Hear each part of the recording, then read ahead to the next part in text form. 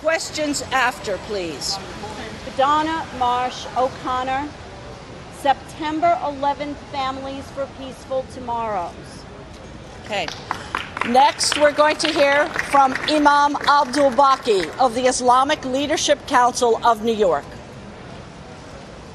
I greet you in Islamic greetings of peace. Assalamu alaikum.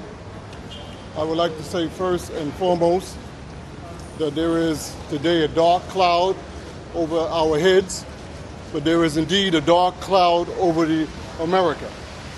And that dark cloud is the cloud of intolerance as well as racism, which is being perpetuated by a small minority who are trying to perpetuate hatred against the Islamic community. On 9/11, Muslims lost their lives in the Twin Towers. It is said 200 to 300 people lost their lives who were Muslims from Africa, from Asia, from Latin America. All of this talk about the masjid at Ground Zero is ludicrous because of the fact that Muslims have been praying in New York City for many, many years. We live here. We are part and parcel of the fabric of New York City. There's a masjid on Warren Street. There's a masjid on West Broadway. And there was even a masjid in Tower 2 of the World Trade Center that people used to go there and worship in transit from New Jersey to New York. So therefore, those individuals who are perpetuating all of this ignorant hate are trying to stir up within America sentiments which will do harm to the credibility of our nation. America is better than that. We are a nation found upon pluralism. We have always been a nation in which everyone has looked towards America for freedom, justice, and equality. And the Muslim community expects nothing less than that. We will continue to be a part of this environment, and we encourage our fellow New Yorkers to be understanding that that group, which is called the Stop the Islamization of America, shouldn't be condemned because of its racism. It is sowing the seeds of hate and discord. It is confusing the issue. What is the issue in America? The issue is jobs, homelessness, revitalizing the economic community, putting America back to work, helping our society be foremost in terms of economic growth and development in the world. Thank you. Thank you, Imam.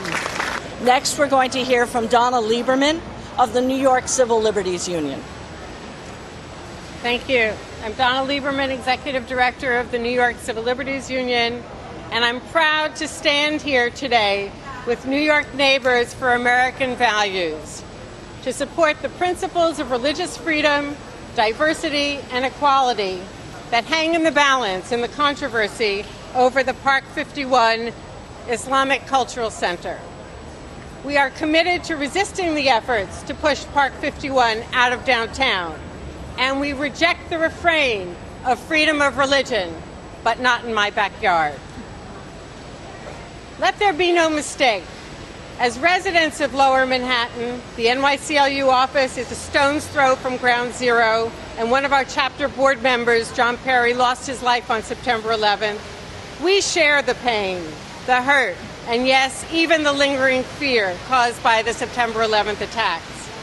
But we unequivocally reject the political posturing, the fear-mongering, and the crude stereotyping that seek to demonize the project, whose goal is to build bridges among the faiths and to banish a community cultural and recreation center for people of all faiths, simply because it contains a place for Muslims to worship.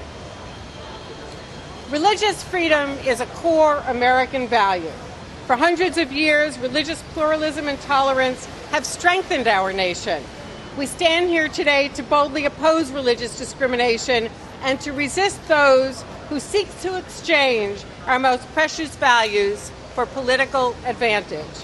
We applaud those government officials, including Mayor Bloomberg, who have stood up for religious liberty and defended the right of private citizens to build a Muslim community center in Lower Manhattan.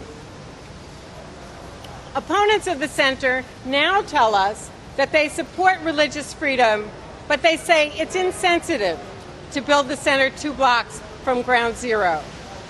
They're certainly entitled to their opinion. But when that opinion is rooted in misinformation and cultural stereotypes that fail to distinguish law-abiding Muslims from the terrorists who committed the 9/11 atrocities in the name of Islam, we must speak out. This type of group blame fuels prejudice and has already blocked other mosque projects that are nowhere near ground zero. And it cannot be allowed to drive public policy or to drive away a religious group. Adhering to our Constitution is not optional. We can't abandon our values to protect the sensitivities of Newt Gingrich or, for that matter, Harry Reid. The New York Civil Liberties Union and the ACLU have defended the right of all religious denominations, from major faiths to marginalized religions, to establish places of worship and to pray or not pray as they choose. Preventing Muslims or any group from freely practicing their faith is unconstitutional and goes against the very core of American freedom.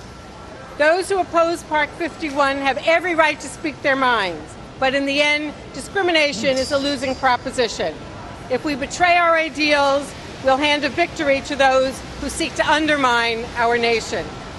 And to those who believe, as I do, that ground zero is hallowed ground, I say, let us honor the memories of those who died, not by abandoning our values, but by standing up for them. And for those who are uncomfortable with it, we say, let's do that even if it hurts. Thank you. Next, we're going to hear from Donna Scopper of the Judson Memorial Church and the New Sanctuary Movement. Let us pray.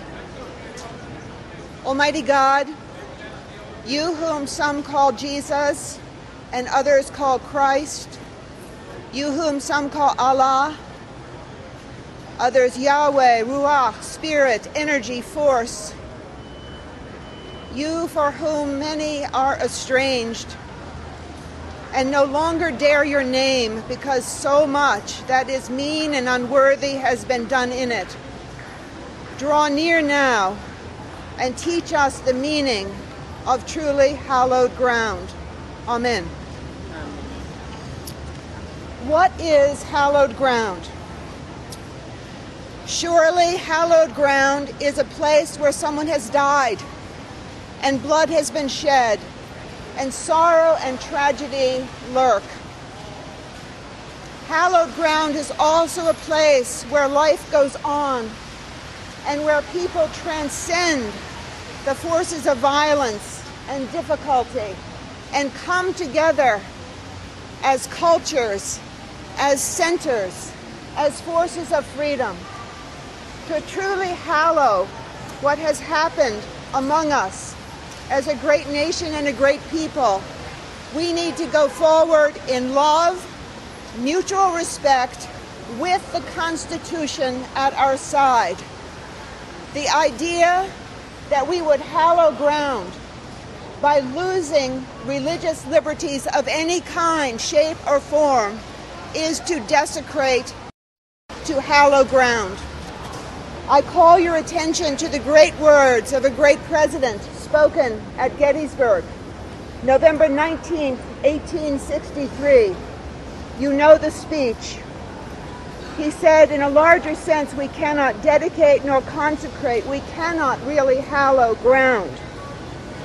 It is rather for us here to go to the great task remaining before us, that we highly resolve that the dead do not die in vain, that this nation under God shall have a new birth of freedom, and that government of the people, by the people, for the people will not perish from this earth. This is what is at stake in this tremendously important conversation about religious liberty.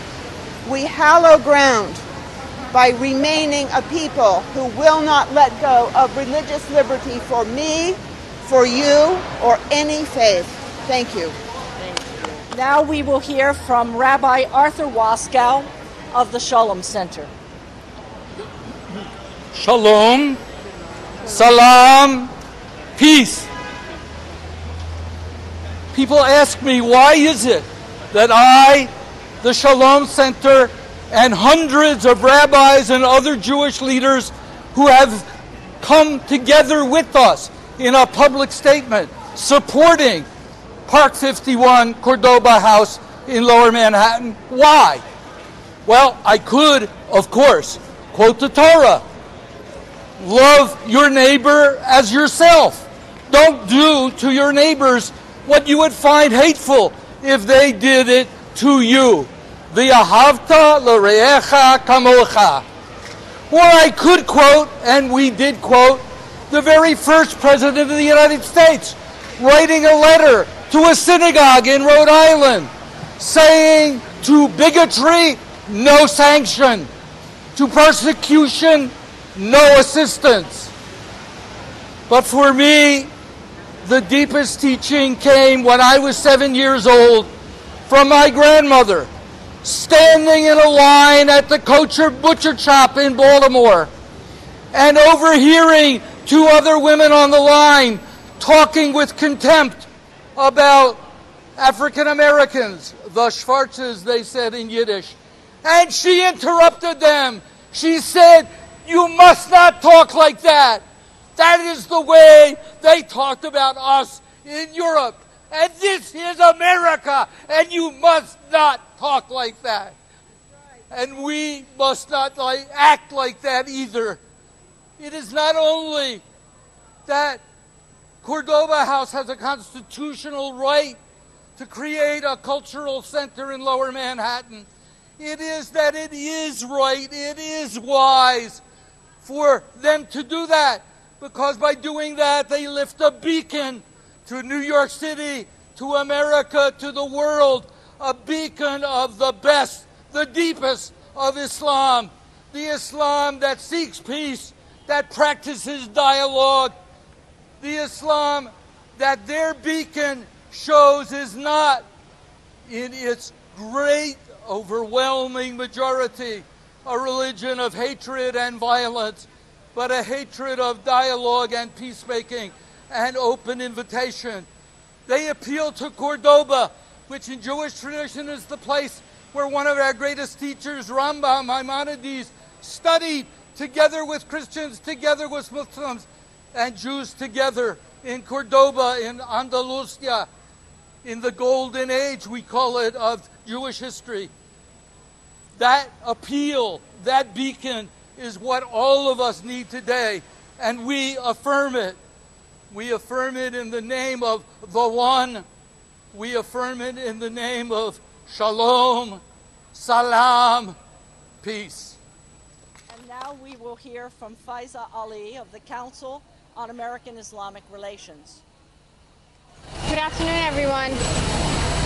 My name is Faiza Ali, and I'm from the New York chapter of the Council on American Islamic Relations, the nation's largest Muslim civil rights advocacy group. Americans have the right to freely practice their faith without intimidation and discrimination, including the constitutional right to build houses of worship anywhere in the country. It is this founding principle that has sparked a nationwide conversation over a proposed Muslim YMCA a few blocks from Ground Zero, revealing a disturbing wave of anti-Muslim sentiment. Just last night, we learned of a New York City cab driver that was stabbed by a passenger who allegedly asked if he was Muslim. Opponents to Park 51 continue to smear all things Muslim and justify their calls to move their project away from the 9/11 site by erroneously linking the criminals responsible for the attacks to the organizers and its supporters. This insinuation of collective guilt, the notion that American Muslims should be treated as second-class citizens in our own home, is not only false, it is un-American and should be rejected. Muslims aren't newcomers to Lower Manhattan. In fact, the community has been worshiping at a mosque a few blocks from Ground Zero since the early 1970s. We will not let extremists and opportunists exploit the tragedy of 9/11 to create divisions amongst New Yorkers and distort the true purpose around the center. Park 51 will be a space for dialogue and cultural exchange amongst members of all faiths and people of all backgrounds. It will also be a facility that meets the needs of the growing New York City Muslim community, including a space for a gym, a swimming pool, an auditorium, a prayer room, and even a memorial for the victims of 9/11. Amidst the vile attacks, there have in fact been voices of reason that have seen past the anti-Muslim smears that have clouded this issue. In his address to the community at an iftar last night, Mayor Bloomberg said, "Let me declare that we in New York are Jews and Christians and Muslims, and we always have been. And above all that, we are Americans with the equal right to pray where we choose. There is nowhere in the 5 boroughs that is off limits to any religion." We thank Mayor Bloomberg for his unequivocal support for the rights of Muslim New Yorkers and for taking a principled stand that reaffirms religious liberty for all, not just some. Anything less of that would be a mockery of our Constitution. Thank you. On behalf of Common Cause, I would like to say that the hundreds of thousands of Americans that we represent around the country understand that a diverse and vibrant America living by its constitutional principles is among our strongest weapons against the fear and hatred that feed terrorism. We reject efforts to inject misinformation, fear, and stereotyping into our politics. And to the politicians who seek to make this election season about fear and divisiveness, we join with the Imam and we say, talk about the real problems facing our society and our country. We have fiscal challenges, we have social challenges, we have not yet recovered from the Great Recession. What are you going to do to help the people of America? That's what you should be talking about, not where a cultural center is going to be located in downtown New York. Shame on you. And now we'll take questions. And would you please identify yourself before your question? This is something which we see all the time at Common Cause, and those of us who work on good government issues and in politics, an isolated statement taken out of context, misconstrued, twisted, and made to stand for something other than what the speaker intended. And we ask you of the press to be more critical, more skeptical, and look at the entire context. How many times do we have to go through a press frenzy around a misstatement? We can tick off the number of individuals in this administration and other administrations who have been tarred with isolated statements that don't represent their life's work. And certainly it appears that the Imam is a victim of exactly that. Who are you? The coalition actually was formed very quickly because we felt that this controversy couldn't really continue on.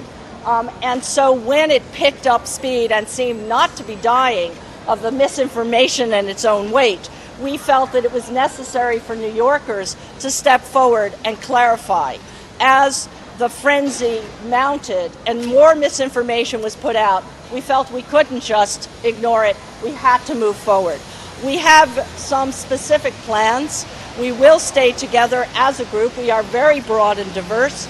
We are gathering members every single day, organizationally and individually. I have no idea what the top number on this coalition will be because the response has been overwhelming. What we are planning to do, we have a website, which is newyorkneighbors.org, nyneighbors.org. We are planning a candlelight vigil on September 10th. We will be joining in with all of the extraordinary memorials and services which take place on September 11th. It's not our place to replace these extraordinary services and memorials which have been going on in some cases for 9 years. And we will also be joining in on a peace walk which is happening on September 12th. There will be a letter writing campaign, I believe, and we will also remain as a coalition to be a voice for American values and reason in this frenzy. Yes, ma'am. Who are you?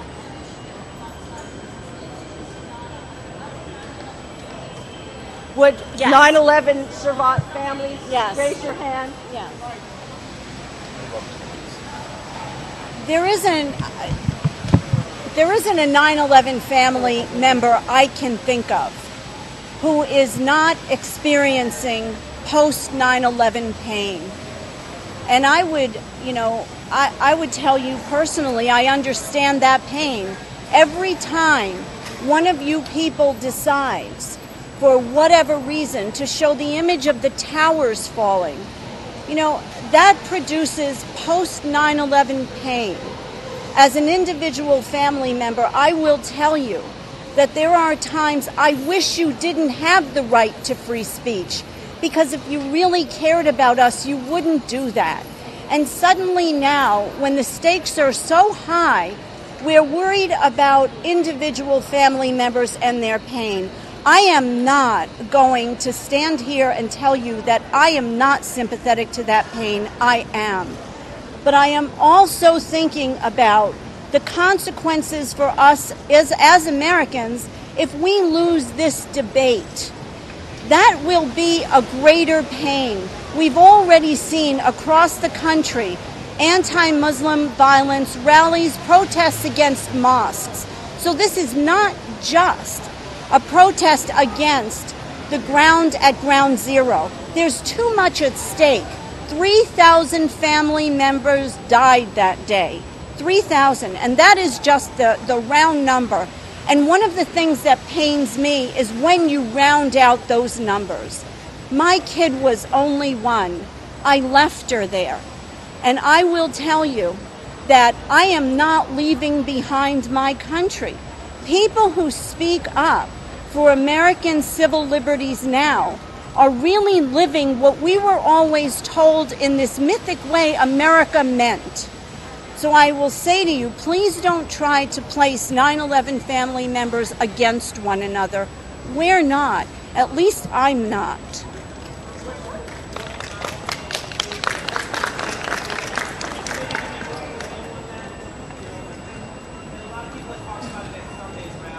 Okay, and I'm thinking again about the number of Muslim people in this country who are raising children in the center of this debate. And I'm thinking, does my personal, twitch justify paining people who are trying to raise American children as Muslim people in this nation? Because I don't know what you're trying to get me to say, but from my point of view, that's sensitivity. Let's think about the generations we want to bring up. My kid died when she was 29. And I don't know if any of you have children, but when you lose a child, no matter what age, you always wonder if you were a good enough parent. And I spent an awful lot of my daughter's life trying to make her into the idealized, respectful version. Well, she loved danger. She loved the World Trade Center. She loved New York City, and she loved the New York Yankees.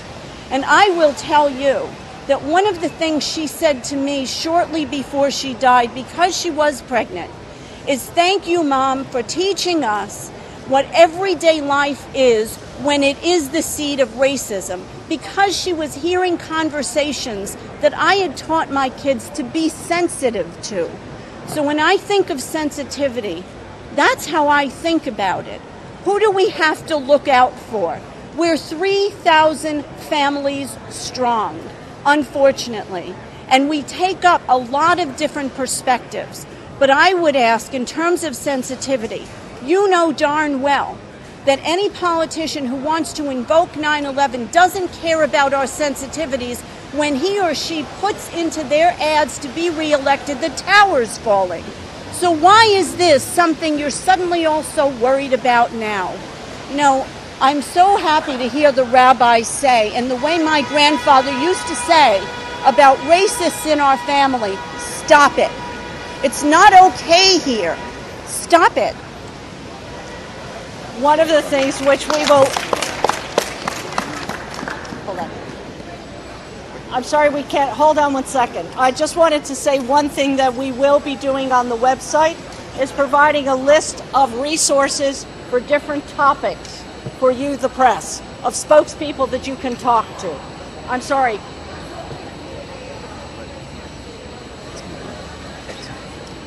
No. Next question, please. Separately. Later we can hook up We interviews can for do you. that later We're wanting it. for specific interviews. But are there other general questions or questions for others part of the coalition?